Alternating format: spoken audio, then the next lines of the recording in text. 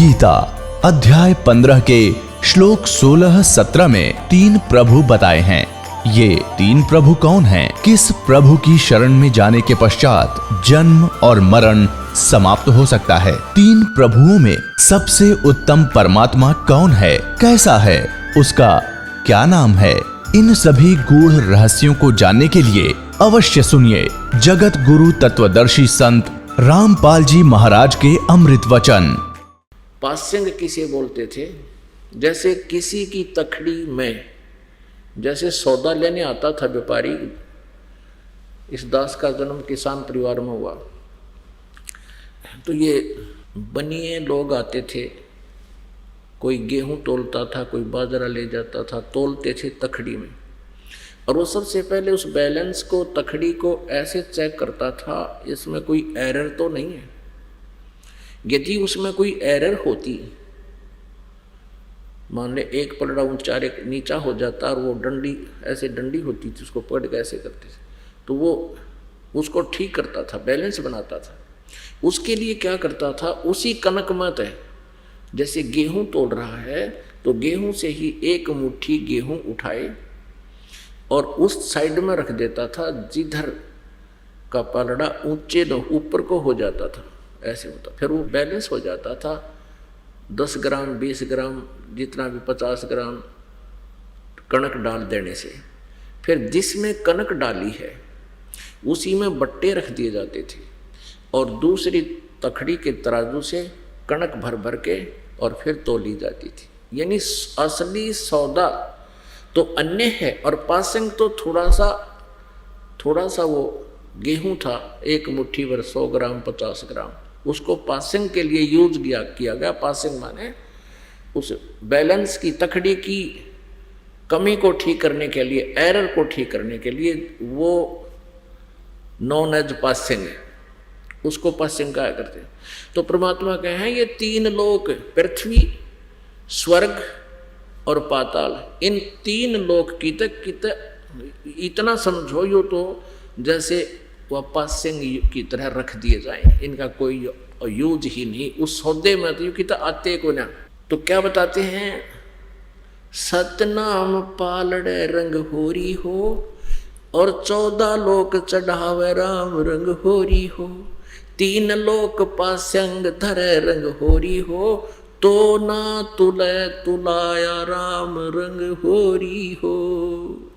अपने आत्माओं जिन्होंने 2 वर्ष 3 वर्ष 4 वर्ष इससे अधिक जो समय हो गया इस दास के इस तत्व ज्ञान को सुनते हुए, जो परमात्मा ने, कबीर जी ने हमें प्रदान किया हुआ है रहम करके, वो तो आसानी से समझ सकते हैं।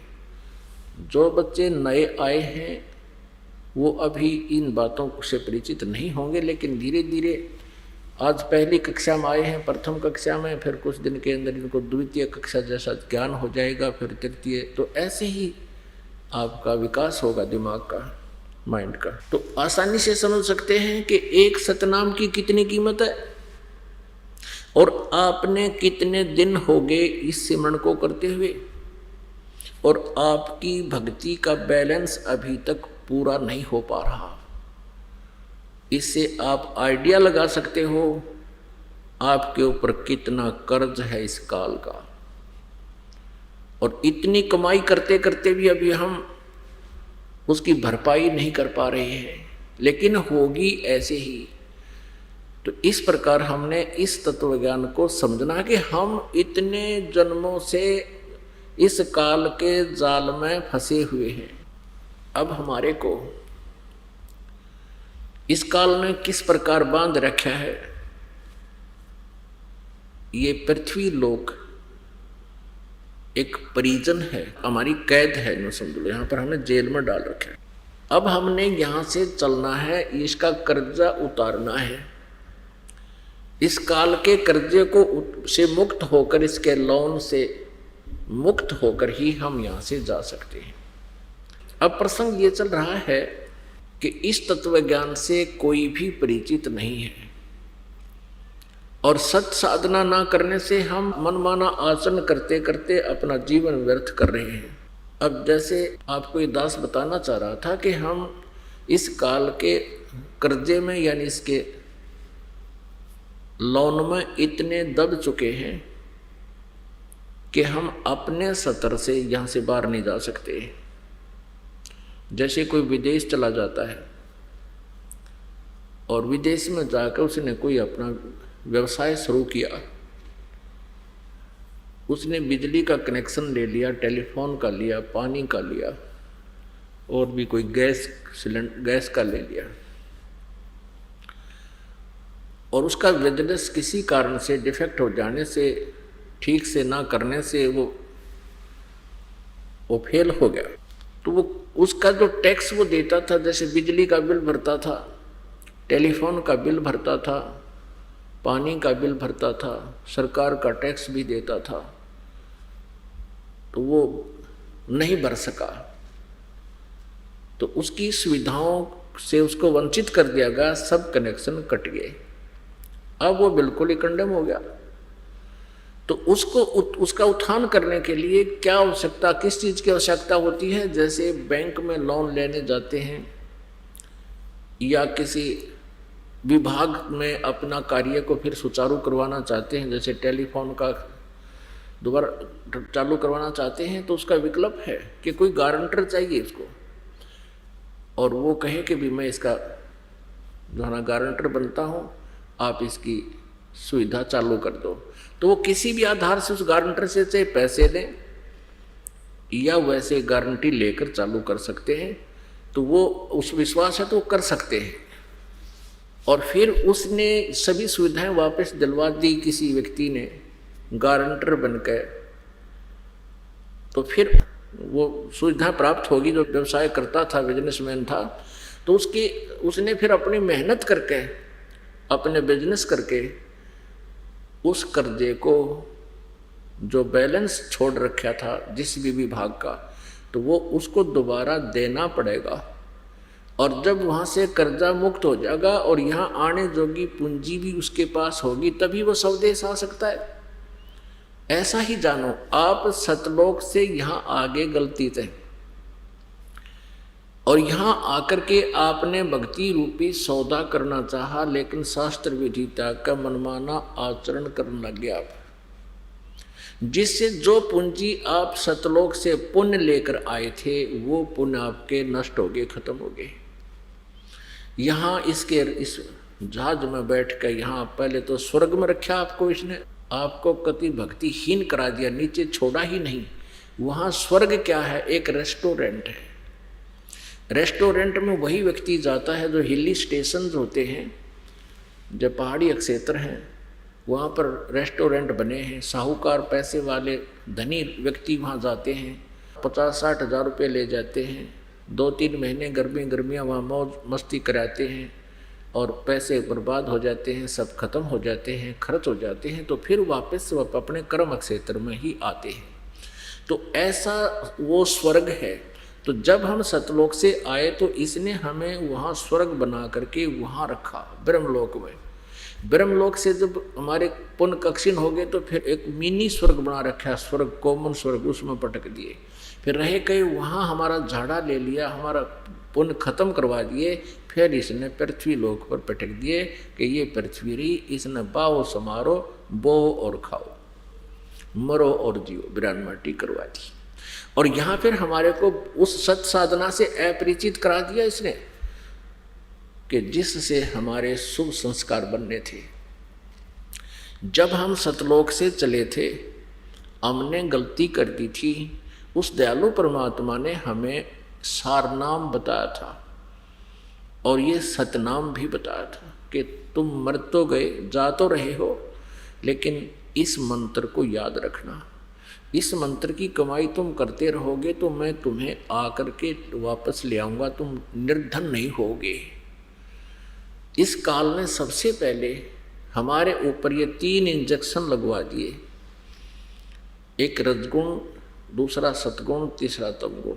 अब हम भूल गए, माँ के गर्भ से बाहर आते ही हम भूल गए कौन है, कहाँ से आए थे, हमारा क्या उद्देश्य है।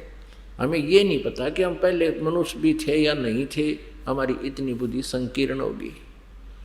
तो काल ने ये मंत्र और यथार्थ साधना भी गुम कर दी, नष्ट कर दी। परमेश्वर ने फिर दया करी हमारे ऊपर इस काल के अंतःकरण में। काल कौन है? ये ब्रह्म है, सरपुरुष है, 21 ब्रह्मांड का ये प्रभु स्वामी है, 21 ब्रह्मांड का राम है, ये ब्रह्मा विष्णु महेश जी का पिता है। इस काल भगवान ने अर्थात ब्रह्म ने, जो गीता जी अध्याय नंबर 11 के श्लोक नंबर 32 में कहता है कि मैं काल हूं, ये श्री कृष्ण में प्रवेश करके ये काल अर्थात ब्रह्म बोल रहा था गीता जी को। श्री कृष्ण जी ने गीता का ज्ञान नहीं बोला, यानी इस बॉडी भगवान श्री कृष्ण की ही बोल रहा था, वो उसके अंदर प्रयोग कर रहा था। ये तो शरीर ऐसे यंत्र है जिसमें जैसी कैसेट डाल दी उस टेप में वो वैसा ही बोलेगा, जैसी भी चिप किसी में डाल दी आपने वही तो बोलेगा वो मोबाइल। ऐसा जानो ये शरीर एक मोबाइल या टेप समझो, यंत्र है। इसका कृष्ण जी के इस मोबाइल का प्रयोग कर लिया इस काल भगवान अर्थात ब्रह्म ने, 21 ब्रह्मांड के स्वामी ने, श्री ब्रह्मा विष्णु महेश के पिता ने। इस काल के अंतःकरण में परमेश्वर ने ये सूक्ष्म वेद सहित ये चारों वेद भी डाल दिए।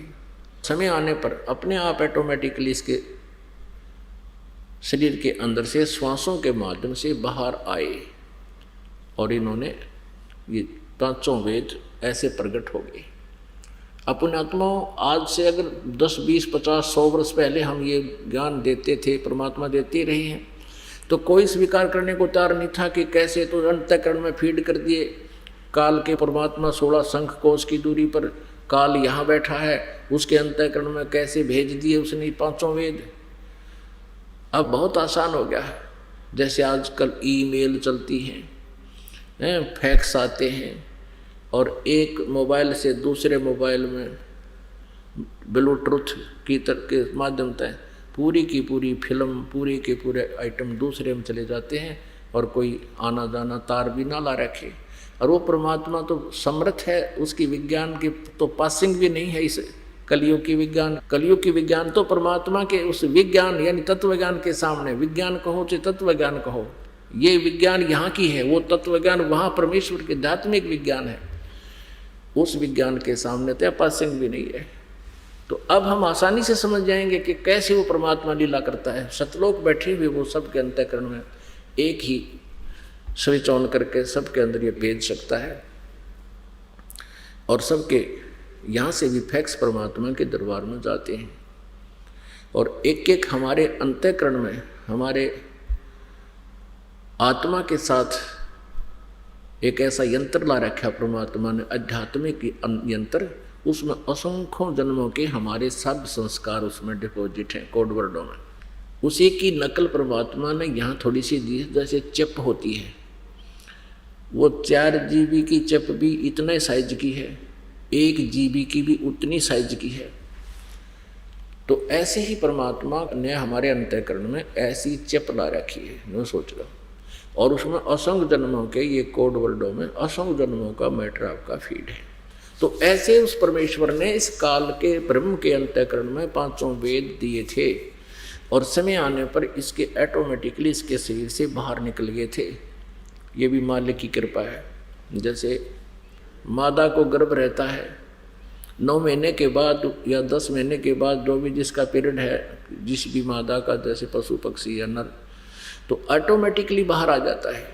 ऐसे ही परमात्मा ने इसके अंतःकरण में ये 5 वेद ऐसे फीड कर दिए थे। और जब सतयुग प्रारंभ हुआ उसके थोड़ा सा तुरंत ही कुछ देर के बाद जब इसने ये बकवाद करनी शुरू कर दी, तो अपने मनमुखी ये ज्ञान देने लगा, उसी समय परमेश्वर ने इसके अंतःकरण से वो समय अनुसार अपने आप बाहर आगे समुद्र में पटक दिए इसने।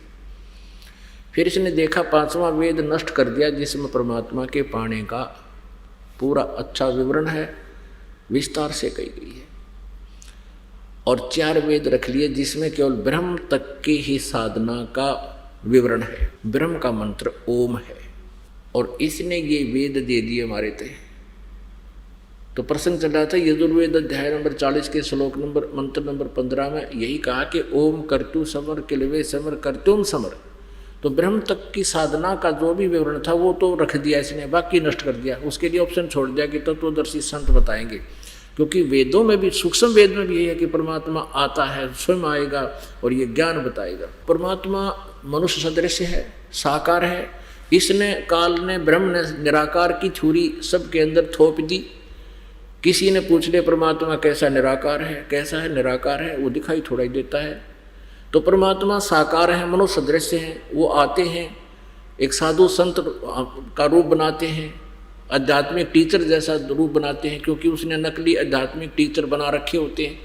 तो वो परमात्मा भी उन आध्यात्मिक टीचरों जैसा समय अनुसार जैसे भी उनकी वेशभूषा होती है वैसा ही बनकर आते हैं। तो उस समय हम उनको पहचान नहीं सकते, क्योंकि अज्ञान सिद्धांत के आधार से हम भगवान को निराकार मानकर और परमात्मा से ये भी कहते रहते हैं कि मैं पूर्ण परमात्मा हूँ, हम स्वीकार नहीं करते, जिस कारण से काल का ये दांव लगा हुआ है और हमें यहाँ मूर्ख बनाए बैठा है। तो परमात्मा ऐसे आते हैं और फिर बताते हैं, चारों युग में संत पुकारे, कोक कहा हम एल रे, हीरे माणक मोती बरसें, ये जग चुगता ढेल रे। कि मेरे से परिचित जो संत हैं वो भी यही मेरे यथार्थ ज्ञान में मुझसे प्राप्त करके, हेल माने आवाज़ लगा लगा के, ढोल के डंक के ऊपर बताते हैं। और हम जो साधना बताते हैं वो तो समझो हीरे मोती माणिक, और तुम जो साधना आन उपासना कर रहे हो ये है कंकर पत्थर इकट्ठे कर रहे हो, धोखे में लाल हीरे को जानकर कौड़ियां इकट्ठे कर रहे हो। उस भूल को मिटाने के लिए परमात्मा यहां आते रहे। उन्होंने हमें ये ज्ञान दिया है कि तुम कौन हो, कहां से आए हो। अब प्रसंग चल रहा है कि तुम यहाँ कर्जवान होगे और काल ने आपका जो धन था जो सतलोक से आप लेकर आए थे, आप पूर्ण रूप से आध्यात्मिक भक्ति से भरे हुए थे, आपके पास आध्यात्मिक धन बहुत घना था, और जितना तुम लेकर आए थे इतने ही आध्यात्मिक भक्ति के धनी तो आप जी बन जाओगे, तब सतलोक जा सकोगे। और उस भक्ति की शक्ति से ही आप वहाँ जाओगे। जो सत साधना आप करोगे, आप जी को ये आपका धन भी ये जुड़ेगा और काल का कर्जा भी उतरेगा। इसका लोन हमारे सिर पर हो गया, ये भी उतरेगा। और फिर जो शेष इतना बच जाएगा जितना हम लेकर आए थे, तब हम सतलोक जाएंगे। उसके लिए कितना परमात्मा ने दया बख्श दी, वो विधि बता दी जिससे आप धनी आसानी से शीघ्र बन जाओगे। सतनाम पालड़े रंग होरी हो, और 14 लोक चढ़ावे राम रंग होरी हो, 3 लोक पास्यंग धरे रंग होरी हो, तो ना तुले तुलाया राम रंग होरी हो। एक सांस का मंत्र सतनाम विधिवत सच्ची लगनते और विनम्रता के साथ, विशेष कसक के साथ, यानी ये सारी मर्यादाओं से जो करते हो इससे बहुत लाभ होता है। तो कितनी कीमत होगी एक के सांस की, और आप कितने कर्जवान हो जो अभी तक भी आप ऊपर को नहीं उठ पा रहे हो। तो आखिरी सांस तक आप जी ने ये साधना करते ही रहना होगा। राम नाम रटते रहो, राम नाम रटते रहो, जब तक घट में प्राणे, कभू तो दीन दयाल के भनक पड़ेगी कान। आखिरी सांस तक है।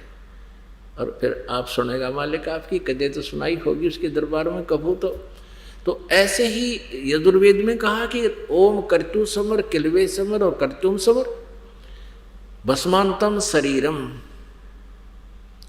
जब तेरा शरीर छूटकर अमृतम, जितना उस ओम के नाम से जितना भी अमृतो तुझे प्राप्त हो सकता है वो भी इस तरीके से होगा कि तेरा शरीर नष्ट होने तक, भस्म होने तक इस ओम नाम का जाप करते रहो। अब फिर उसने ऑप्शन छोड़ रखा कि उस पूर्ण परमात्मा के सच्चिदानंद घन ब्रह्म के पाने का मार्ग तो तत्वदर्शी संत बताएगा। और अभी आपने सुना कि 17वें अध्याय के 23वें श्लोक में सच्चिदानंद घन के पाने का 3 मंत्र के जाप का निर्देश है। ओम, तत् और सत। तत् सांकेतिक है और मंत्र है, अन्य मंत्र है वो, और सत भी अन्य मंत्र है। वो सत जो है वो सार नाम है, वो कोड वर्ड है सत। हमने सतलोक में जाने का, सच्चिदानंद घन ब्रह्म के पाने का, ये 3 नाम का जाप जपना है। और इसके अतिरिक्त ये तो है सतलोक जाने का। सतलोक में यानी यहाँ से चलकर ब्रह्मलोक जाएंगे, ब्रह्मलोक में अपना हिसाब करा के त्रिकुटी पर, ब्रह्मलोक से पहले त्रिकुटी पर, उसके बाद फिर हम इस अक्षर पुरुष के 7 संग ब्रह्मांडों को पार करके जाएंगे। उसका टैक्स देना है। वो तत्मंत्र जो सांकेतिक, उसका अकाउंट वहाँ दे देंगे। और सतमंत्र जिसको सारनाम बोलते हैं, ये भक्ति की शक्ति हमें सतलोक लेकर जाएगी। उससे पहले हमने जैसे त्रिकुटी क्या है, त्रिकुटी एक इंटरनेशनल एयरपोर्ट समझ लो, अंतर्राष्ट्रीय हवाई अड्डा, जहाँ से दूसरे देशों को भी जो जहाँ जाना चाहता है वहाँ जा सकता है, वहाँ से फ्लाइट होती है। तो वहाँ त्रिकुटी तक पहुँचने से पहले हमने क्या क्या क्रियाएं करनी है, यानी इंटरनेशनल एयरपोर्ट पर हम उसी समय तो जाएंगे, लाभ होगा जब हमारे आगे का टिकट हो, पासपोर्ट बन गया हो, जाने की आज्ञा मिल गई हो उस देश से, हम अपने स्वदेश जाना चाहते हैं और जिस देश में रह रहे हैं उससे हमें जाने की आज्ञा, अनुमति मिल चुकी हो, तभी हम जा सकते हैं। तो उससे पहले हमने क्या करना होता है कि जैसे नो ड्यू सर्टिफिकेट लेना पड़ता है, NOC बोलते हैं उसको। तो उसके लिए जैसे बिजनेस खोल रखा है तो हमने सब स्टेट लेवल से, प्रत्येक विभाग से, जैसे हम बिजनेस कर रहे थे तो किसी बैंक लोन ना होना चाहिए, कोई केस पेंडिंग ना होना चाहिए, तो ये सारी नो ड्यू सर्टिफिकेट लेनी है। तो हम यहाँ काल के लोक में रह रहे हैं और इस शरीर को पिंड बोलते हैं, पिंड संत लैंग्वेज में पिंड, और अंड कहते हैं ब्रह्मांड को। ब्रह्मांड कहो तो अंड कहो, क्योंकि ब्रह्मांड की जो शेप है, इसकी आकृति है एक अंडे जैसी है, इलिपिकल है, ये चारों तरफ से अंडे की तरह है ऐसे। तो इस ब्रह्मांड को अंड भी कहते हैं, अंडा, और इस शरीर को पिंड भी बोलते हैं। तो जो ब्रह्मांड के अंदर जो भी व्यवस्था है वो इस पिंड के अंदर भी है। अब इस शरीर को, पिंड को समझो एक टेलीविजन है और ब्रह्मांड समझो एक पूरा अक्षेत्र है। अब जैसे किसी टीवी चैनल पे कोई भी कार्यक्रम आप देख रहे हो, आपने उसको प्राप्त कर रखा, चैनल आपका ऑन है, वो चालू है, अब टैक्स वैक्स भर रखा आपने, उसका ले रखा कनेक्शन। तो जो चैनल आपका चल पड़ा, वो उस चैनल में क्या कार्यक्रम हो रहा, वो चैनल तो कहीं और है और वो वहाँ से देखकर कहीं और घट रही घटनाओं को आपके टीवी तक पहुँचा रहा है। आप उसको चैनल के माध्यम से जो देख रहे हो वहाँ पर उस टीवी में, वो वास्तव में कहीं और है। तो ऐसे ही इस ब्रह्मांड में जहाँ भी श्री ब्रह्मा जी, श्री विष्णु जी, श्री शिव जी, श्री देवी जी और श्री गणेश जी और जितने भी यहाँ के जो मुखिया हैं, ये ब्रह्म है, ये जहाँ भी इनकी राजधानियाँ हैं, शिवपुरी है, विष्णु जी का लोक है, ब्रह्मा जी का लोक है, स्वर्ग लोक है, और ऊपर जो जितना ब्रह्मलोक है और काल का अपना लोक है, उन सब की जो भी कार्यक्रम जिस भी जहाँ जिसका हो रहा है, उनका एक एक चैनल है हमारे शरीर में, जिनको कमल बोलते हैं। मूल कमल गणेश जी का चैनल है, और किसी की साधना से एक मंत्र है इसका जो आपको दिया जाता है, उसका खुल जाता है, वो चालू हो जाता है वो चैनल। अगर आपने अभ्यास किया उसमें जाने का, देखने का, तो आप जी उस चैनल में यानी मूल कमल में श्री गणेश जी के उस लोक में स्थान पर जहाँ पर ये वहाँ का मुखिया है, उस गणेश जी के अधिकार क्षेत्र में जितना भी क्षेत्र है वहाँ जो कुछ भी इसकी जुरिडिक्शन में हो रहा है आप वहाँ देख सकते हो इस बॉडी में, पिंड में।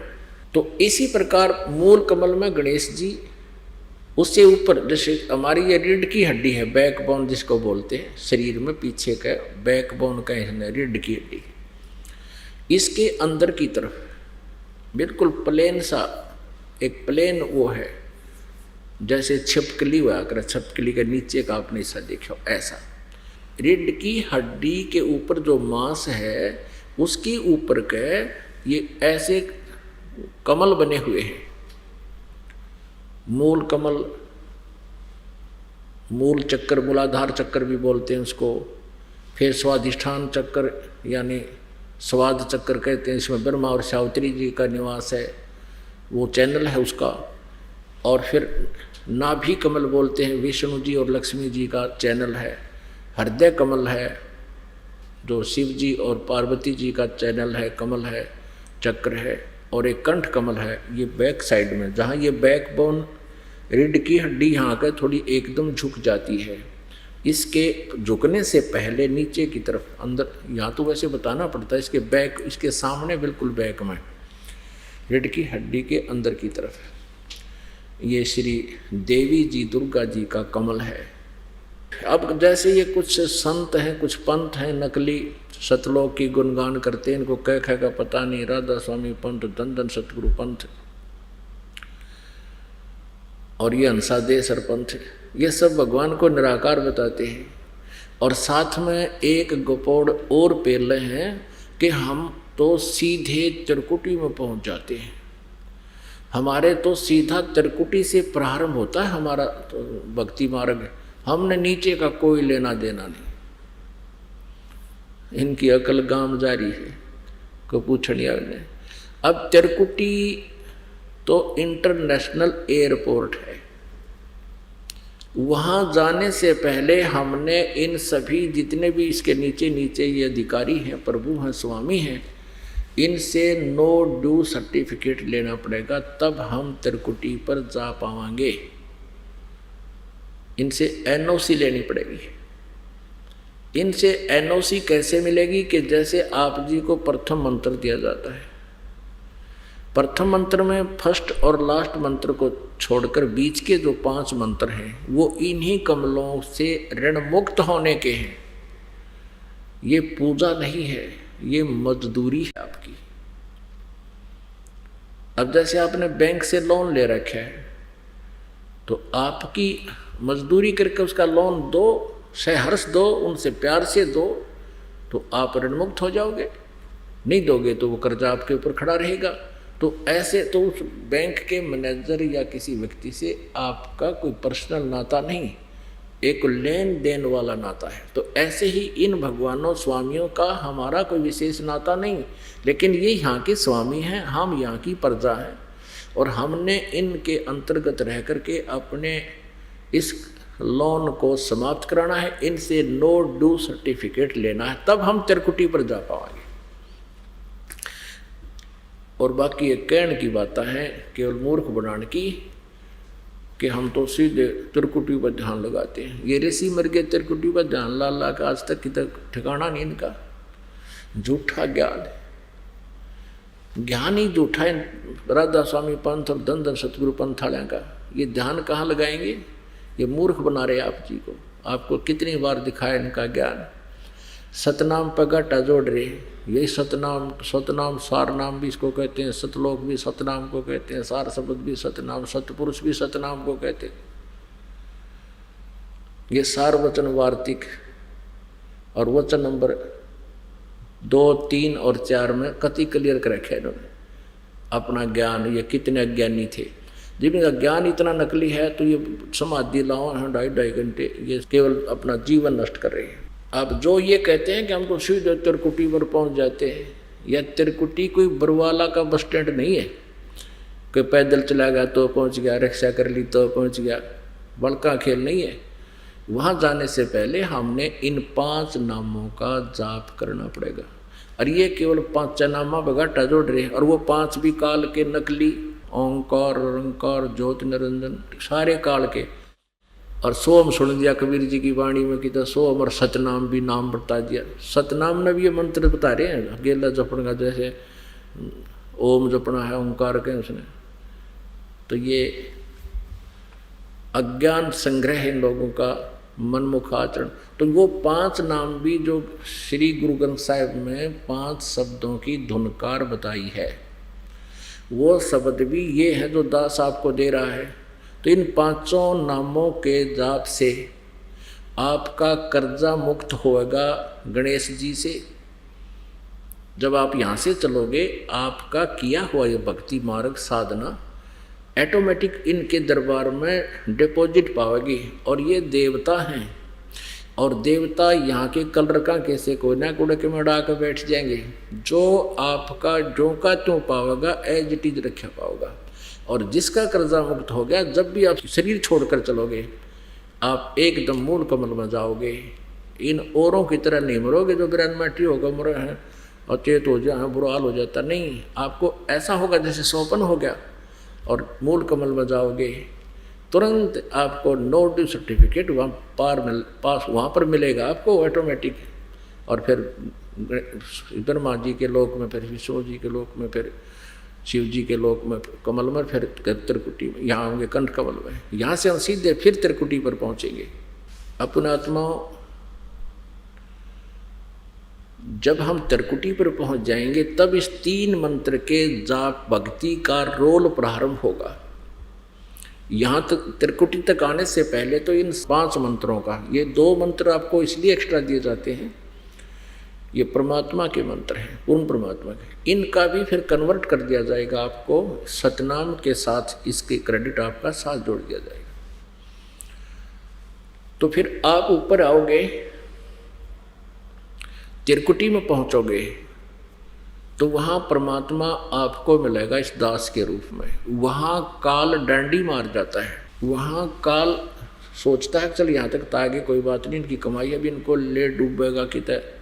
तो वहाँ बहुत ज़बरदस्त जैसे एक मेला लगा हुआ होता है। कहीं मेले देखे हो, कितने कोई नाच रहा है, कोई डांस कर रहा है, कोई बंदर नचा रहा है, कोई रीछ नचा रहा है, कितने सांग होने लग रहे हैं, कोई कुछ जादूगरी दिखा रहा है। तो वहाँ जो उद्देश्य से जो व्यक्ति गया है, वो उद्देश्य ना भूल जावे। और उनके नाच गाने खेल के जेब में पैसे हैं, पैसे से वहाँ सब टेंट लगे होते हैं, टैक्स टिकट लगी होती है, तो सर्कस हो रहे हैं। तो वहाँ परमात्मा आएगा इस दास के रूप में, नूरी रूप बना के। नूरी मीन तेज पुंज के शरीर में होगा, एचडी जागृति होगी, सुंदर शरीर होगा और बहुत हल्के तेज पुंज का होगा। उसको देख करके आप जी ने तुरंत, जैसे अब आपका भाव है और आप कहीं बाजार में हो या कहीं मेले में गए हो या कहीं यात्रा में जा रहे हो और आपको कहीं ये दास खड़ा मिल जाए कि गुरुजी वहाँ वो खड़े, पता लगते ही आप बस छोड़कर भाग लोगे। वो गुरुजी के दर्शन करने जाते हैं तो वो स्वभाव अगर आपका सही है, आपके हृदय में जगह है। अब ये जो रिहर्सल आपकी कराई जा रही है, ये फाइनल एग्जाम के लिए है।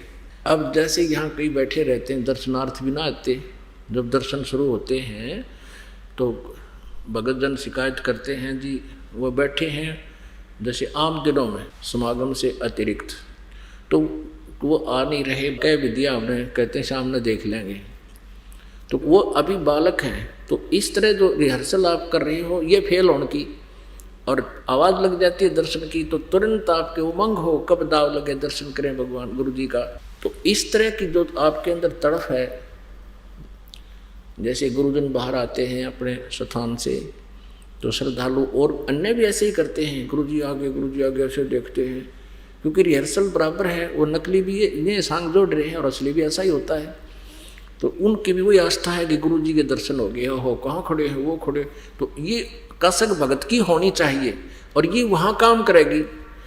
अब वो नकली जैसे और साधना कर रहे हैं, मान ले किसी की पिछली पुण्य कमाई शेष रह रही है, कुछ ऐसी पुण्यात्मा है जैसे ये संत बन गए हैं राधा स्वामी पंथ के या अन्य किसी पंथ के नकली, ये पिछले जन्मांतर के पुण्यकर्मी प्राणी हैं और ये जीवन ये बहुत ठाठ बाट से व्यतीत कर जाते हैं, लाखों लोगों को चिपकाए बैठे हैं। जब इनकी मृत्यु होगी ये भी त्रिकुटी पर जाएंगे। अगर इनकी कोई पिछली शेष रह जाती है कुछ एक की कमाई इतनी, क्योंकि असंख्य जन्मों से, अरे ये कौन है, ये वही आत्मा, अच्छी आत्मा जो कभी परमात्मा कबीर जी के शिष्य रहे हैं और उन्होंने इस सत साधना इस पीक टाइप में की है। ये जो अब भक्ति युग चल रहा है, भक्ति काल चल रहा है, ये बिचली पीढ़ी में, और ये कुछ दिन साधना करके विमुख हो गए, काल के फंस गए। इब काल ने इनके, इस ब्रह्म ने इनके कर्म बिगड़वाने के लिए दोबारा मनुष्य जीवन कलयुग में दे दिया और ये पिछली भक्ति के कारण आज इतने इनमें प्रभाव है, लाखों लोग चिपके हुए हैं और अब पता लग रहा है कि इनके पास खख भी नहीं है, फिर भी वहाँ से हटने को दिल नहीं करता। तो ये पुण्यकर्मी प्राणी है, संत जितने हैं, और इनकी मृत्यु हो जाती है फिर भी इनकी इतनी कुछ पुण्य रह जाती है, ये भी त्रिकुटी पर पहुँच जाते हैं पिछले संस्कार से। वर्तमान का कुछ नहीं इनका हिस्सा होता है इसमें। तो वहाँ काल भी आता है, एक तो उन्हीं के गुरु का रूप बना कर आएगा, वो तो उनको ले जाएगा, फिर चाहे नरक में डालने हो नरक में डाल देगा और कहीं डालने वहाँ डाल देगा। तो ऐसे, और त्रिकुटी पर वैसे सभी प्राणी एक बार त्रिकुटी पर जाते हैं। जैसे कोई साधना कर रहा है, जैसे ओम नाम की कर रहा है, या इस जैसे हम आपको देते हैं ये 7 नाम, इनमें 5 नाम हैं इनके, ब्रह्मा विष्णु महेश के, तो इनकी भी साधना जो कर रहे हैं ये भी एक बार त्रिकुटी पर जाते हैं। त्रिकुटी से 3 रास्ते बन जाते हैं। एक जाता है धर्मराज के लोक की तरफ, सबसे पहले उनका अकाउंट दिया जाता है, पुण्य और पाप का हिसाब होता है। पाप वाले को सीधा नरक में ठोक दिया जाता है और पुण्य वाले को आगे, जिसने जैसे विष्णु का उपासक है विष्णु लोक में भेज दिया जाता है, शिव जी का उपासक है शिव जी के लोक में भेज दिया जाता है, और ब्रह्म का उपासक ब्रह्म लोक में भेज दिया जाता है। तो वहाँ त्रिकुटी पर सभी एक बार जाते हैं मृत्यु के उपरांत, लेकिन जो सत साधना करने वाले हैं वहाँ पर काल आता है, इस दास के रूप बनाकर भी आ सकता है, और वो अन्य जो पुण्यकर्मी प्राणी हैं उनके लिए भी वो काल वहाँ आ जाता है, उन्हीं के गुरु का रूप बना करके। तो वहाँ आपने सबसे पहले जैसे गुरुजी आते हैं सिमरन अवश्य करना है। सतनाम का जैसे प्रणाम करते हो दंडवत, तो कोशिश करो कि एक सिमरन आपका सतनाम का अवश्य हो जाए। करने और उठने के बीच में या प्रथम मंत्र किसी को प्राप्त है वो अवश्य हो जाना चाहिए, यानी लेटते समय उठकर खड़ा होकर भी करते रहो जब तक दर्शन कर रहे हो। तो फिर क्या होगा, इसके करने से काल अगर होगा इस दास के रूप में वहाँ पर, तो उसका चेहरा बदल जाएगा, वही रूप नहीं रहेगा। जैसे कि इंद्रमती नाम की वो रानी थी, परमात्मा कबीर जी ने उसको यही फार्मूला बताया था कि मेरे रूप में काल आ सकता है, इस प्रथम मंत्र का जाप और सतनाम का जाप आप करोगे तो काल का चेहरा बदल जाएगा, उसका रूप वो नहीं रहेगा। ऐसा उसने किया तो संचमुच उसका चेहरा बदल गया था। तो ऐसे ही आप जी जब त्रिकुटी पर पहुंचोगे तो वहाँ काल का एक भयंकर जाल होगा, तो वहाँ परमेश्वर कबीर जी दास के रूप में आएंगे, और जिसकी आस्था है गुरुजी आगे तो एकदम दर्शनार्थ वहाँ उधर चलोगे, आप भूल जाओगे वहाँ क्या हो रहा है। वहाँ तो बहुत बड़े डांस हो रहे हैं, बहुत बुरा हाल वहाँ त्रिकुटी के ऊपर। तो आपने फंसाने के लिए काल ने बहुत ज़बरदस्त जो आप में वीकनेस है वो सारी वहाँ पूरी करने के लिए व्यवस्था कर रखी है। उसमें प्रवेश कौन हो सकता है, वो प्रवेश वो हो सकता है जिसके पर आध्यात्मिक कमाई हो। वहाँ पर फिर परमात्मा आएंगे इस दास के रूप में। फिर वो जब आपका सारी क्रिया फाइनल हो लेंगी, आपको पक्का हो जाएगा गुरुजी ही हैं, सिमरन आप कर रहे हो, क्योंकि आपका अभ्यास सिमरन का बहुत ज़बरदस्त बन जाएगा, सतनाम गेगा। तो फिर क्या होगा, परमात्मा आएंगे और आपके साथ हो लेंगे, कहा मेरे साथ। फिर वहाँ धर्मराज के दरबार में ले जाएंगे और कहेंगे इनका हिसाब कर।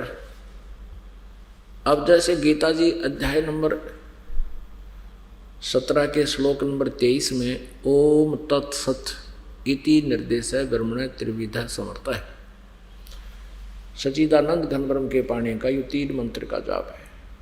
ओम तत् और सत। ओम तो ब्रह्म का है। गीता जी अध्याय नंबर 8 के श्लोक नंबर 13 में गीता ज्ञानदाता कहता है कि ओम इति एकाक्षरम ब्रह्म व्यवहारन माम अनुस्मरण ये प्रयाति तजंदेहम स याति परमाम गतिम। मुझ ब्रह्म का, माम ब्रह्म, मुझ ब्रह्म का केवल एक ओम अक्षर है, यह एक ओम अक्षर है, नथिंग एल्स।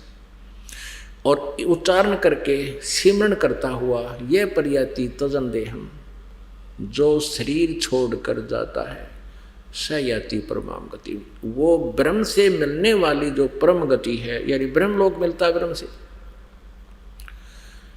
उसको प्राप्त होता है। गीता जी अध्याय नंबर 8 के श्लोक नंबर 1 में अर्जुन ने पूछा कि जो 7वें अध्याय के 29 श्लोक में आपने तत्ब्रह्म की जानकारी दी है, तो वो किम तत्ब्रह्म, कि जिसके जानने के बाद फिर जरा मरण से छूटने का प्रयत्न करता है साधक, तो किम तत्ब्रह्म गीता ज्ञानदाता ने 8वें अध्याय के 3 श्लोक में कहा कि वो परम अक्षर ब्रह्म है, गीता ज्ञानदाता से भिन्न है और वो सच्चिदानंद घन ब्रह्म है। अब उसने कहा कि 8वें अध्याय के 5 और 7 मंत्र में, श्लोक में गीता ज्ञानदाता अपनी भक्ति के लिए कह रहा है, मेरा ओम मंत्र है, 8वें अध्याय के 13वें श्लोक में स्पष्ट कर दिया। और इसका जो भक्ति करता है ओम नाम की, मेरी साधना करता है, तो मुझे ही प्राप्त होगा, तो युद्ध भी कर और मेरा स्मरण भी कर। 8वें अध्याय के फिर 8, 9, 10 इन 3 मंत्रों में, श्लोकों में उस सच्चिदानंद घन ब्रह्म की साधना करने को कहा है, जिसे 8वें अध्याय के 3 श्लोक में परम अक्षर ब्रह्म कहा है। अब उसकी साधना करता है, उस सच्चिदानंद घन ब्रह्म की, या ये समझो परम अक्षर ब्रह्म की साधना करता है, तो भक्ति की कमाई से अंत समय में वो साधक भक्ति बल से उस परमात्मा को ही प्राप्त होता है। कति फाइनल कर रखा है। अब उसको कैसे प्राप्त होता है? अब गीता ज्ञानदाता 4थे अध्याय के 5 और 9 श्लोक में, और गीता जी के अध्याय नंबर 2 श्लोक नंबर 12 में, अध्याय नंबर 10 के श्लोक नंबर 2 में स्पष्ट करता है कि मेरे जन्म होते हैं, मृत्यु भी होती है। तू नहीं जानता अर्जुन, मैं जानता हूं, मेरे कर्म दिव्य हैं, मेरे जन्म भी दिव्य हैं। इससे सिद्ध है कि गीता ज्ञानदाता ब्रह्म के जन्म मृत्यु होती है, और जब तक जन्म मृत्यु है तो वो शाश्वत स्थान नहीं मिल सकता। इसलिए गीता जी अध्याय नंबर 15 के श्लोक नंबर 1 से 4 में स्पष्ट किया है कि तत्वदर्शी संत की पहचान बताते हुए कहा है कि जो उल्टे लटके हुए संसार रूपी वृक्ष को, जिसकी जड़ ऊपर ने, शाखा नीचे को, तीनों गुण रूपी, इसको तत्व से जानता, सभी विभाग बता देगा। जड़ कौन भगवान है, तना कौन प्रभु है, जैसे अक्षर पुरुष एक पेड़ है, निरंजनवा की डार, तीनों देवा शाखा है, ये पात रूप संसार। ये कबीर परमेश्वर जी जब तत्वदर्शी संत रूप में प्रकट होते हैं, ज्ञान देने के उद्देश्य से परम अक्षर ब्रह्म आते हैं कबीर जी, तब उन्होंने अपनी अमृत वाणी में, कबीर वाणी में ऐसा बोला हुआ है। तो जो ये बताए सारा उल्टे लटके संसार रूपी वृक्ष के सभी विभागों से परिचित है, वो तत्वदर्शी संत है। और उस तत्वदर्शी संत की प्राप्ति के उपरांत उस परमेश्वर के, परम अक्षर ब्रह्म के उस परम पद की खोज करनी चाहिए, जहाँ जाने के बाद फिर लौटकर साधक कभी नहीं आते, उनका जन्म मृत्यु कभी नहीं होता। और जिस परमेश्वर ने सब ब्रह्मांडों की रचना की है, अर्थात जिससे संसार रूपी वृक्ष की प्रवृत्ति विस्तार को प्राप्त हुई, अर्थात जिसने सब ब्रह्मांडों को रचा है, और केवल उसी की भक्ति करें और की नहीं करनी, गीता ज्ञानदाता स्पष्ट कर रहा है। इसलिए गीता जी अध्याय नंबर 18 के श्लोक नंबर 62 में कहा कि अर्जुन, तू सर्व भाव से उस परमेश्वर की शरण में जा, जिसकी कृपा से तू परम शांति को और सनातन परम धाम को, ओए होए, सनातन परम धाम को, शाश्वतम शथानम, यानी सनातन परम धाम अमर लोक को प्राप्त होगा, जहाँ जाने के बाद फिर लौटकर संसार में कभी नहीं आती। अब 18वें अध्याय के 63वें श्लोक में ये काल कहता है कि अर्जुन, जो मैंने कहना था तेरे अति ज्ञान दे दिया, क्योंकि अंतिम अध्याय और अंतिम मंत्र चल रहे हैं। अब तेरा जैसा मन माना ऐसा कर ले। ये गुप्त से गुप्त ज्ञान गीता जी का मैंने तेरे ते ही बता दिया, तेने उसकी शरण में जाना है तो तत्वदर्शी संत की खोज कर, वो बताओ वैसे साधना कर ले। मेरी शरण में रहना है या उसकी में शरण में जाना है, तो ये फाइनल फैसला कर ली।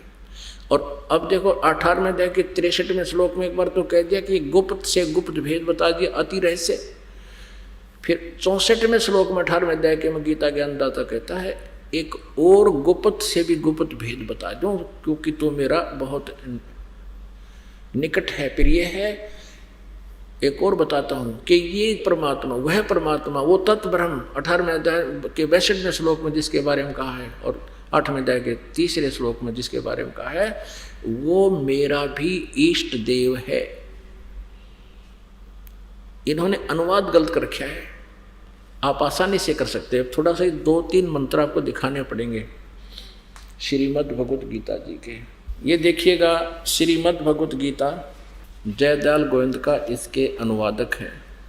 इसके अध्याय 18 में और श्लोक नंबर 62 आपको दिखाते हैं। ये भारत तू सब प्रकार से उस परमेश्वर की शरण में जा, यानी गीता ज्ञानदाता से कोई अन्य है। उस परमात्मा की कृपा से ही तू परम शांति को तथा सनातन परम धाम को शाश्वतम स्थानम प्राप्सी यानी प्राप्त होगा। अब यहाँ 18वें अध्याय के 63वें श्लोक में, 18वें अध्याय के 63वें श्लोक में गीता ज्ञानदाता कह रहा है इस प्रकार, यानी ये गीता का ज्ञान सारा बोल दिया, ये गीता का ज्ञान सब मैंने कह दिया। इस प्रकार यह गोपनीय से भी अति गोपनीय ज्ञान मैंने तुझे कह दिया, गीता का ज्ञान बोल दिया। इस रहस्य युक्त ज्ञान को पूर्णतः भली भांति विचार कर जैसा चाहता है वैसे ही कर। पुण्यात्माओं, श्रीमद् भगवत गीता जी का पूरा ज्ञान जो कहना सुनना था सारा कह दिया इस काल भगवान ने, ब्रह्म ने। अब ये कहता है कि ये अति गुहायत यानी बहुत ही गोपनीय से भी अति गोपनीय ज्ञान मैंने तेरे बता दिया, फाइनल हो गया। अब तेरी मर्जी, मेरी शरण में रहना है तो ठालठ हथियार ठार हो लट्ठम लट्ठा, या शांति नाम की चीज नहीं, युद्ध करना ही पड़ेगा, जैसे कर्म करेगा फल भोगना ही पड़ेगा। इसलिए कहा कि 18वें अध्याय के 62वें श्लोक में कि अगर तेने परम शांति चाहिए, ये झंझट वहाँ ना हो तेरे जीने, तो उस परमेश्वर की शरण में जा, फिर सनातन परम धाम में चला जाएगा, फिर जन्म मृत्यु कभी नहीं होगी। अब ये कहता मैंने तेरे 18वें अध्याय के 63वें श्लोक में कह दिया कि जो गुप्त से गुप्त भेद था सारा बता दिया। अब तेरी इच्छा जैसा करे वैसा कर ले। एक बार फिर पढ़ो। और फिर 64वें में क्या कहा है, एक और गुप्त बताता हूं कि वही जिसके भी शरण में जाने को तुझे कहता हूं, वो मेरा भी पूज्य देव है, मैं भी उसी की पूजा करता हूं, मेरा इष्ट है वो।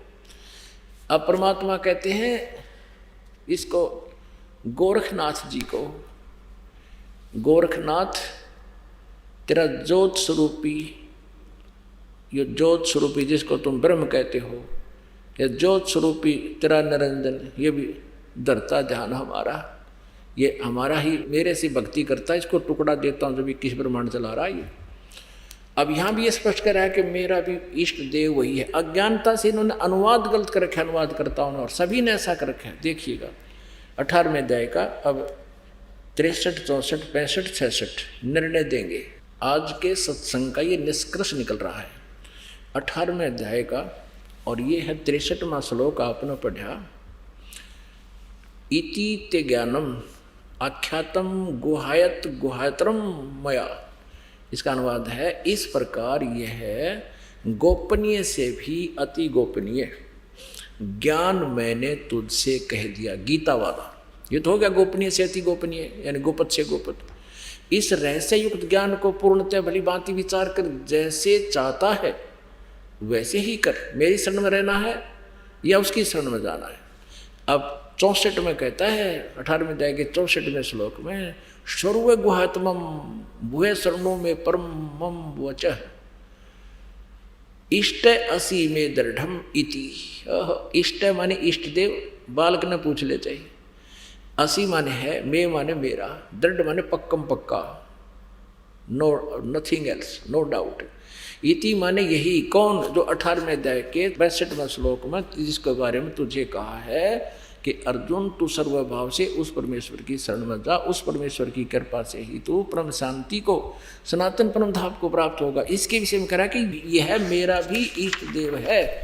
अब 18वें अध्याय का 64वां श्लोक आपको फिर दिखा रहे हैं। अब यहाँ दोबारा गुप्त से गुप्त कहने की क्या जरूरत थी? सर्वगुप्त, सबसे गुप्त, ये तो गुप्त से गुप्त यहाँ बता दिया, गोपनीयों से व्यक्ति गोपनीय ज्ञान मैंने कह दिया। अब कहता है एक और गुप्त से गुप्त फिर सुने, भूया माने फिर सुने। ये देखिए अनुवाद है, संपूर्ण गोपनीयों से भी अति गोपनीय मेरे रहस्य युक्त वचन को फिर सुन। तू मेरा अतिशय प्रिय, इष्ट माने यानी प्रिय कर दिया है, इससे यह है तेरे हित में परम हितकारक वचन मैं तुझसे कहूँगा। कहूँगा कि कह दिया रे, और क्या कहूँगा? कहते हैं ये जो इसका देखो सबसे गुप्त ये हो गया। अब कहते हैं इस गुप्त से गुप्त और ज्ञान है, इसको तो फिर सुन में रहते हैं। इष्ट असी में दृढ़ इति, जो 18वें अध्याय के 62वें श्लोक में कहा कि उसकी शरण में जा, उसकी कृपा से तो परम शांति को प्राप्त होगा। और वो मेरा भी पूज्य देव है, मैं भी उसी की भक्ति करता हूँ, और ये तेरे हित में कह रहा हूँ, ये तेरे हित में बोलूँगा। ये बता दिया मैंने, आज तक किसी को ये ज्ञान दिया, इतना गुप्त है ये। यहाँ तो इसलिए यहाँ इन्होंने अनुवाद कर दिया गलत कि तू मेरा प्रिय है। प्रिय खड़े के जिक्र था, इष्ट ऐसी में दृढ़मिति, इति माने वही जो 18वें अध्याय का 62वें श्लोक में जिसके विषय मैं कह रहा हूँ, जो मेरा भी पूज्य देव है। अब फिर इन 65वें श्लोक में क्या कहा है, अगीब देख ले। 65वें श्लोक में मुझ में मन वाला हो, अगर मेरी भक्ति करनी है तो मुझ में मन वाला हो, मेरा भक्त बन, मेरा पूजन करने वाला हो, मुझको प्रणाम कर। ऐसा करने से मुझे ही प्राप्त होगा, तुझसे यह मैं सत्य प्रतिज्ञा करता हूँ, क्योंकि तो मेरा अत्यंत प्रिय है। प्रिय ताड़ा आ गया, ये सही है, प्रिय है। अब 18वें अध्याय के 66वें श्लोक के लिए ये 2 घंटे की भूमिका बनाई है। अब ये करेगा क्लियर आज के सत्संग को। क्या कहता है काल गीता ज्ञानदाता, सर्वधर्मान परित्यज माम एकम शरणम वर्ज अहम तवा सर्व पापे भ्यामोक्षामि मा शुच। इन्होंने अनुवाद गलत कर दिया। ये क्या कहना चाहता है कि यदि तूने उस परमेश्वर की शरण में जाना है, 18वें अध्याय के 62वें श्लोक में मैंने कहा उसकी शरण में जा, तो उसकी शरण में जाना है तो क्या करना है? सर्वधर्मान परित्यज माम, माम माने मेरे सतर की जितने भी ओम नाम की जो पूजाएं हैं, आध्यात्मिक जो अनुष्ठान हैं, यज्ञ आदि की हैं, सर्वधर्मान सभी धार्मिक पूजाओं को, मेरे सतर की जो धार्मिक क्रियाएं हैं, पूजा है, भक्ति है, वो मुझे दे दे। परित्यज माम, मुझको छोड़ दे। एकम शरणम व्रज, एकम माने उस सर्वशक्तिमान जिसके बराबर दूसरा ना हो, अद्वितीय सचिदानंद घन ब्रह्म परमेश्वर की शरण में वर्ज माने जा। इन्होंने अनुवाद गलत कर दिया, वर्ज का अर्थ आजा कह रखा, मेरी शरण में आजा। अर्जुन दूसरे अध्याय के 7वें श्लोक में कह रहा है कि मैं आपकी शरण में हूँ, अब के टट्टू आ जाए इसकी शरण में, पहले ही हो तो देखो। अब दूसरे अध्याय का 7वां श्लोक देखो, श्रीमद् भगवत गीता अध्याय नंबर 2 का और श्लोक नंबर 7 यहाँ पर देखो। ये 7वां श्लोक है। कायरता रूप दोष से उपहत हुए स्वभाव वाला तथा धर्म के विषय में मोहित हुआ मैं आपसे पूछता हूँ। अर्जुन कह रहे, जो साधन निश्चित कल्याणकारक हो वह मेरे लिए कहिए, क्योंकि मैं आपका शिष्य हूँ, इसलिए आपके शरण हुए मुझको शिक्षा दीजिए। अब शरण में यो पहले ही था इसकी शरण में, तो अब ने कहा भगवान उसकी अपनी शरण में आने को कह रहा है। ये तो पहले कह मैं आपकी शरण में हूँ, आगे के गया था। ये देखिएगा 18वें अध्याय का अब 66वां श्लोक हम फिर देखेंगे। श्रीमद् भगवत गीता अध्याय नंबर 18 का श्लोक नंबर 66। सर्वधर्मान परित्यज माम, मेरे सतर की सभी धार्मिक पूजाओं को मुझ में त्याग कह। एकम शरणम व्रज, उस सर्वशक्ति एक जिसके बराबर दूसरा ना हो, सच्चिदानंद घन ब्रह्म अद्वितीय सर्वशक्तिमान परमात्मा की शरण में व्रज माने जा। अहम तवा सर्व पापे भय मोक्षामी, मैं तुझे सब उन पापों से मुक्त कर दूंगा, तू चिंता ना करे। माँ सोचे। अब ये देखना इन्होंने क्या किया है, सर्वधर्मान परित्यज, संपूर्ण धर्मों अर्थात संपूर्ण कर्तव्यों कर्मों को मुझ में त्याग कर तू केवल एक, अब देखो, मुझ सर्वशक्तिमान सर्वधार परमेश्वर की शरण में वर्द माने आ जा। तेरे की अज्ञानी वृंद थे ये सभी जो अनुवाद कर रहे हैं, गलत कर रहे हैं सभी, आज तक जिन्होंने अनुवाद किया सब ऐसा ही अड़ंगा कर रखा है। अब गीता ज्ञानदाता कहता मैं तुझे संपूर्ण पापों से मुक्त कर दूंगा, तू शोक मत कर। आज के सत्संग का निष्कर्ष ये है पुण्यात्माओं,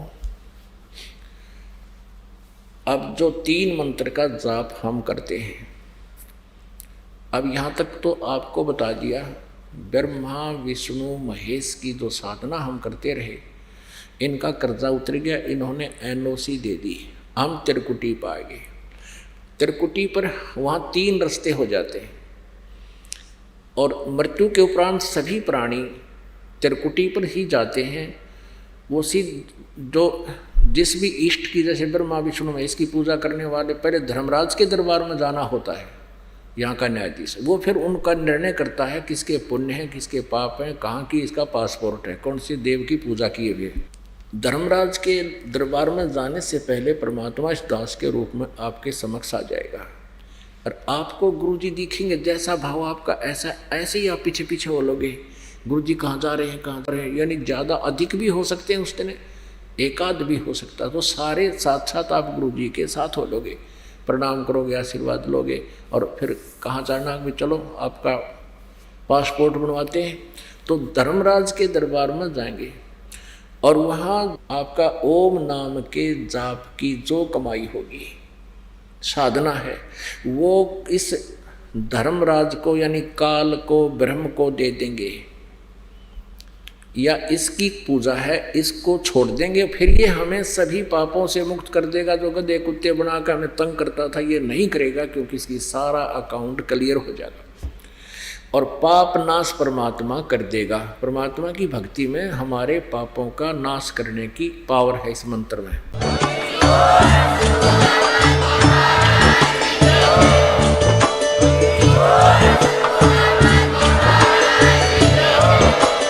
आप सुन रहे थे जगत गुरु तत्वदर्शी संत रामपाल जी महाराज जी के मंगल प्रवचन। अधिक जानकारी के लिए विजिट कीजिए हमारी वेबसाइट www.jagatgururampalji.org। संत रामपाल जी महाराज जी के शुभ आशीर्वाद से पूरे विश्व भर में 500 से भी ज्यादा नाम दीक्षा केंद्र हैं, जिन पर संत रामपाल जी महाराज जी द्वारा ऑनलाइन निशुल्क नाम दीक्षा दी जा रही है। अपने नजदीकी नाम दीक्षा केंद्र का पता करने के लिए संपर्क करें 8222880541।